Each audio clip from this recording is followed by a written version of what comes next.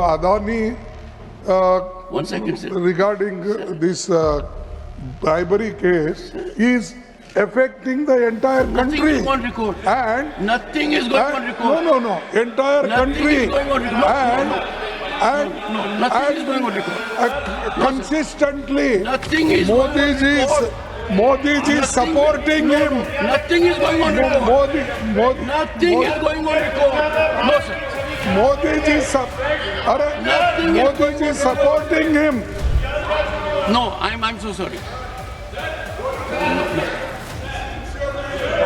The House stands adjourned. में अपने बारे में चिंता व्यक्त कर रही है, इसलिए मैं आपसे आग्रह करता हूं कि सदन चलाने दें।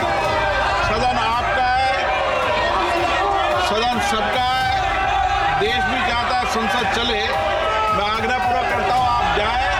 मैं आपको हर विषय, हर मुद्दे पर नियम प्रक्रियाओं के तहत चर्चा करने का पर्याप्त अवसर दूंगा।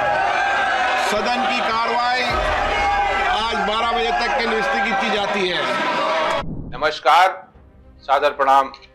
मैं doctor Om Prakash Mishra, the Sanket live से आज एक बार फिर हम अडानी मुद्दे पर बात करने के लिए आपसे मुखातिब हैं, क्योंकि आज की तारीख में एक ऐसा मुद्दा बन गया है जिस पर चर्चा करना बिल्कुल आसान नहीं, क्योंकि अडानी नाम लेते ही न केवल लोकसभा और बल्कि राज्यसभा में भी पता नहीं क्यों कोहराम मच जाता है और सभापति महोदय तथा अध्यक्ष महोदय को न चाहते हुए भी कहना पड़ता है कि इस पर चर्चा की अनुमति नहीं है। मुझे इस समय स्वतंत्रता आंदोलन के एक महान क्रांतिकारी भगत सिंह की बात याद आ रही, जिसमें उन्होंने कहा था कि बहरी सरकार को सुनाने के लिए धमाके की जरूरत होती है। हम यहाँ धमाके को बम ब्लास्ट के रूप में न समझें, लेकिन यह भी सच है कि जब तक तंत्र को यह एहसास नहीं होगा कि उसके सामने बैठा व्यक्ति जागृत है, तब तक वो सक्रिय नहीं होगा। देखा जाए तो सोए हुए तंत्र को जगाने के लिए हंगामे का सहारा लिया जाता है। वही सहारा शायद विपक्ष और उसमें भी खास तौर से नेता प्रतिपक्ष राहुल गांधी ले रहे हैं। हम सब जानते हैं कि लोकसभा या राज्यसभा वो सर्वोच्च विधायी निकाय है जो सरकार के कामकाज की जांच करती है, नए कानून बनाती है, नीतियां निर्धारित करने का अधिकार रखती है और दैनिक मुद्दों पर बहस करती है।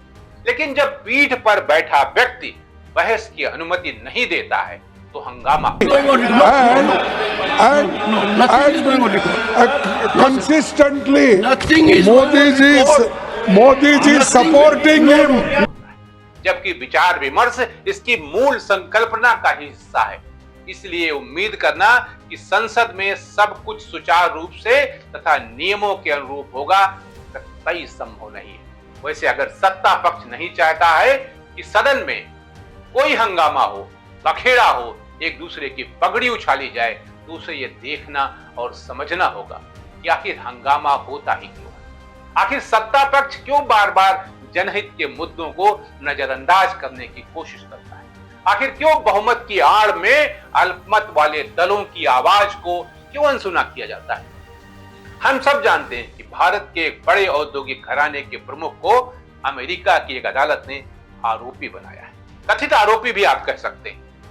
उसकी गलती क्या है तथा क्या वास्तव में उसने कोई गलत काम किया है, ये जानने का हक उस देश के प्रत्येक नागरिक को है जिस देश का वो इंडस्ट्रियलिस्ट रहने वाला है। भारत का प्रत्येक नागरिक वास्तव में जानना चाहता है कि अडानी ने आखिर किया क्या है, और अगर वास्तव में उन्होंने ऐसा कुछ नहीं किया है जैसे उन पर आरोप लगाया गया है, तो न केवल सरकार को बल्कि पूरे देश को उसके साथ खड़ा होना चाहिए।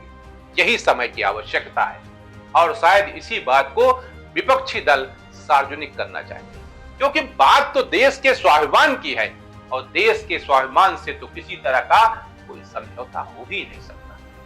क्या ही अच्छा होता कि पक्ष और विपक्ष दोनों मिलकर इस मुद्दे पर एक राय होते, लेकिन लगता है सरकार विपक्ष से कुछ छुपा रहा है। वरना इस तरह संसद में अडानी का नाम आते ही सत्ता पक्ष हत्थे से न उखड़ जाता। ऐसे में जब सरकार जनहित के अपने कामों से पीछे हट रही है तो विपक्ष को उस पर दबाव बनाना ही पड़ता है, और वही काम शायद विपक्ष कर रहा है। इतिहास गवाह है कि जब कभी सरकार ने या सत्ता पक्ष ने कोई सही फैसला किया है तो उसकी तारीफ भी विपक्ष की तरफ से हुई है। वैसे भी जब पक्ष और विपक्ष दोनों का लक्ष्य तथा मूल भावना जनता की सेवा है तो उनको मिलकर कार्य करना चाहिए। इससे लोकतंत्र प्रफुल्लित ही होगा। वैसे अब जब मतदाताओं का ध्रुवीकरण इस तरह हो चुका है कि संसद भी उससे अछूती नहीं रही, इसलिए लोकतंत्र के मंदिर में सभी अपनी अपनी राजनीति चमकाने की कोशिश में लगे रहते हैं। क्योंकि जिम्मेदारी सत्ता पक्ष पर अधिक रहती है और उसकी रुचि शायद ही संसद को जीवंत बनाने में है, इसलिए वो ऐसे हंगामों पर चुप रह जाना ही पसंद करता है। वैसे देखा तो यहां तक गया है कि कभी कभी सत्ता पक्ष खुद ऐसा एटमॉस्फेयर क्रिएट करता है ताकि अपने मन मुताबिक काम पर्दे के पीछे से यानी अध्यादेश लाकर कर सके। बस यही वो प्रमुख कारण है जिसके चलते हंगामा शुरू होता है, क्योंकि तंत्र शायद ऐसा ही चाहता है। क्या ही अच्छा होता कि सत्ता पक्ष अडानी मुद्दे पर स्वयं बयान जारी करती और बताती कि अमेरिका के न्यायालय ने जो वारंट जारी किया है वो गलत है, और न केवल भारत सरकार बल्कि भारत की 140 करोड़ नागरिक भी इस बात से खफा हैं। लेकिन जब सरकार बहस से भागेगी तो फिर सवाल तो उठेंगे ही, आरोप तो लगेंगे ही, और माना यह जाएगा कि सरकार अडानी को बचा रही है, उनके गुनाहों पर पर्दा डाल रही है, क्योंकि प्रधानमंत्री नरेंद्र मोदी से उनकी दोस्ती जग जाहिर है। प्रधानमंत्री जी को भी यह समझना होगा कि दोस्ती अपनी जगह और देश तथा राष्ट्र अपनी जगह है। ऐसे में कोई भी देशवासी ये नहीं चाहेगा कि राष्ट्र के माथे पर गलती से भी एक दाग लगे। आज जिस तरह कई देशों ने अडानी ग्रुप से अपने बिजनेस संबंधों को अलग कर लिया है वो यकीनन चिंताजनक है। इस पर सरकार और विपक्ष दोनों को मिलकर विचार करना चाहिए, क्योंकि किसी भी हालत में देश की आर्थिक स्थिति पर, आर्थिक विकास पर पट्टा नहीं लगना चाहिए। लेकिन अगर अपराध हुआ है या अपराध किया गया है, सत्ता ठेका हासिल करने के लिए रिश्वत दी गई है, तो ये भी सामने आना चाहिए और गिल्टी मस्ट बी पनिश्ड।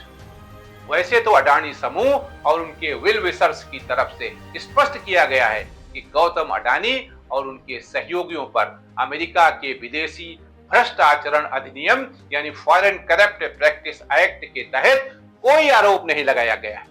अब यह अलग बात है, अगर ये सही है तो उन लोगों को कटघरे में खड़ा करना चाहिए जो इस तरह के आरोप लगा रहे हैं। वैसे देहाती भाषा में यदि कहा जाए तो यह धुआं उठ रहा है तो आग कहीं न कहीं जरूर लगी है। खैर, अब ये तो आगे पता चलेगा, लेकिन तब तक हम सबको अडानी स्टॉक्स में उछाल का आनंद लेना चाहिए। आज के लिए इतना ही। नमस्कार।